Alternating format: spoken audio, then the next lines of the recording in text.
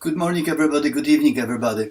We have already behind us the first of three topics which are sort of interconnected. Last week we talked about resilience, and I hope you understand how important is the concept of resilience, especially in the context of community building and community development. And I hope you more or less understand what is the role of community leaders in creating resilience in the community. And also I hope that you see some cultural differences in the factors which make people resilient. This week, we will talk about empowerment. It's another extremely important element of community life. Whom do we need to empower? Well, all those who don't feel that they have the power to accomplish something, to attain the goal. One of the topics, one of the issues for empowerment is empowerment of women. And as you may see in the videos which you have to see this week, most of them refer to empowerment of women. There are some countries where women have no power at all. And one of the absolutely amazing organizations which I have visited several times in Nepal, Teva, is doing absolutely amazing work working with women. It's sort of interesting that in Nepal, men just simply, do not too much. They just sit and maybe drink beer or talk about philosophy or life and so on, while women are doing all the work. And so it will require a lot of generational efforts to somehow empower women and give them the chance to really mean something in the society. And you can observe now in this country very big changes. You can see also changes in some African countries and in other Asian countries.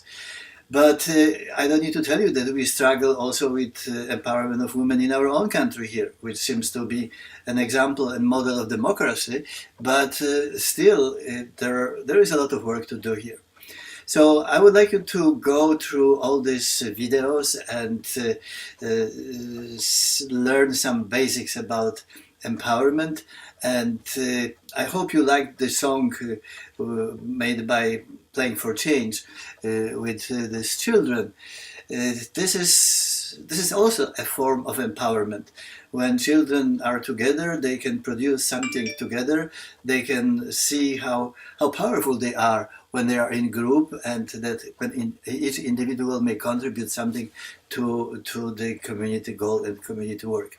Also, another interesting video. This is the video about made by Sweet Honey in the Rock. This is this group of women. They've been on the market since the 60s almost, and they participated in all kind of movements at that time which were shaking our country, and they were involved in the fight for freedom. And one of the songs here is about empowerment of women again. So please listen to it, because there is a lot of really wisdom in it. I also wanted you to see an example of empowerment coming from another culture. This is the organization from India, Art of Living. It was created by one of Indians, so-called Indian gurus, who created this huge organization with the mission to empower people, empower communities, and serve communities. And they're all around the world, and they have even a club at ASU, which is doing certain type of activities. I would like to see their approach to empowerment, how they think we can really empower ourselves. Well, I never forget my experience from India when I was waiting at the airport going to the conference in Jalgaon, and there was an old man sitting on the bench, blind. So I just sat next to him and we started to talk. And it appeared that he was a professor of university. He was the former president of one of the biggest universities in India, and he was just absolutely amazing. He knew something about absolutely everything. But at the same time, he was so humble, so peaceful, that you could just feel almost this peace radiating from him. And he seems to be like without any power at all, but only just walking wisdom. And we spent like about 4 hours talking about different things. And then, of course, it appeared that he is going to the same conference in which I was participating. And then, during the conference, he had a keynote speech. And when he reached the podium and he started to talk, it was just absolutely amazing. He changed into a typhoon. He was so powerful. His voice was totally different. The whole audience was trembling when he was talking. He sent an extremely powerful message to people how important it is to be involved in community and be a community leader.